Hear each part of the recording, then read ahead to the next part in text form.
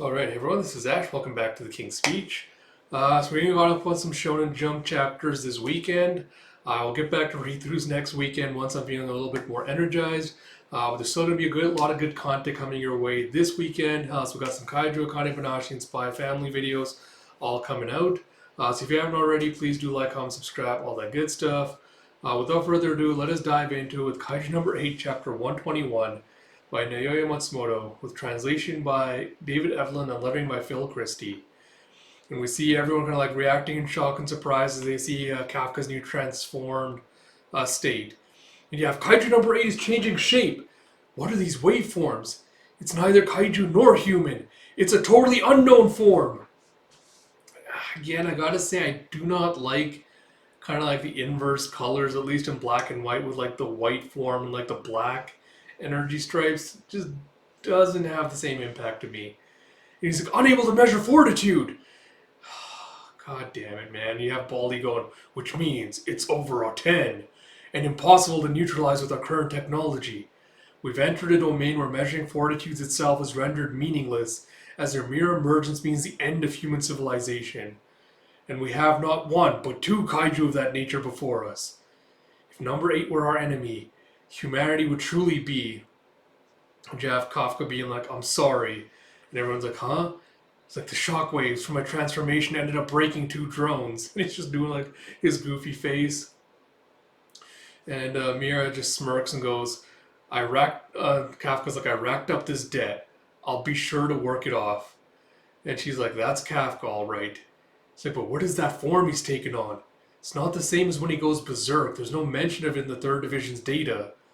And Hoshina's like, don't tell me he. It's like, I can see them. And you see a blur because you see like this bubbling mass of like poison around him. It's like the emotions endlessly gushing out. Resentment, hatred, regret, rage. For number 8, they serve as an energy source. An inexhaustible, pitch black fuel. And you see him just like powering up. And you see the Kaiju's eyes kind of like popping open as it recognizes like all the samurai warriors it fought, and it just starts laughing. It's like, they're laughing? And you see its eyes just go blank as it lets out a shockwave of its own and just comes like rushing towards Kafka to punch him in the face. And you see this giant shockwave explosion.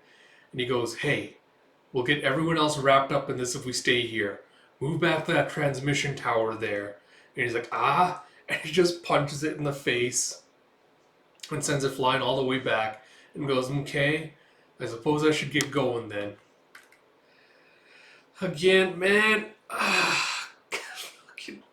Matsumoto, you're dragging this the fuck out so much, man. Like, again, this is kind of a thing where I'm like, this would probably read better in like a volume format, but bi-weekly, like, this is just starting to kind of become a drag. Like, it really is.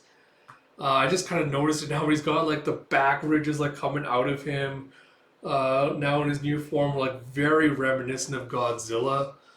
Uh, but yeah, like really, there's not much more to say. Like, it's such, again, so by the numbers and by the book, with like all the defense force guys being like, oh my god, what are we gonna do if like more kaiju like him show up? We can't even measure the 14 years. Like, it's over 9,000. And him being like Kafka, just being like his usual goofy self to kind of like disperse the tension. But it's like, again, it's just, there's been such a long time between chapters. Like, again, in volume format, this might have worked better with him having come back and like died and resurrected. But because his berserker state was also so long ago, it kind of lessens the impact of the worry of everyone being like, oh my god, what if he goes wild again? Like, how are we going to be able to stop him? So having to throw in like a bit of comedy relief with him being like, I'm sorry guys, I ended up breaking some drones, I'll pay you back for it, I swear. Kind of just falls really, really flat. I think this chapter kind of cements it. This is the final arc. Like, we might have a wrap up bit after this, but Kaiju's on his last legs. I cannot see the series continuing after all of this. Like, after all this build up with them being like, oh, there's two Kaijus whose fortitude we can't estimate. With Kappa, like, putting the resentment and the regrets to death with or to rest with the death of this kaiju, I cannot see this series lasting longer than that, which is a shame. But like, I'd rather that than just kind of be artificially extended beyond its lifespan. So we'll see what happens. But man, I don't know. I might let some chapters build up or something. Cause I don't think I could take more trying to like read this artificial like slow down pacing. I just can't. We'll see where it goes from here. So all that said, I hope you all did enjoy this video. If you did, please do like, comment, subscribe, all that good stuff. And until next time, this is Ash. Talk to you all later.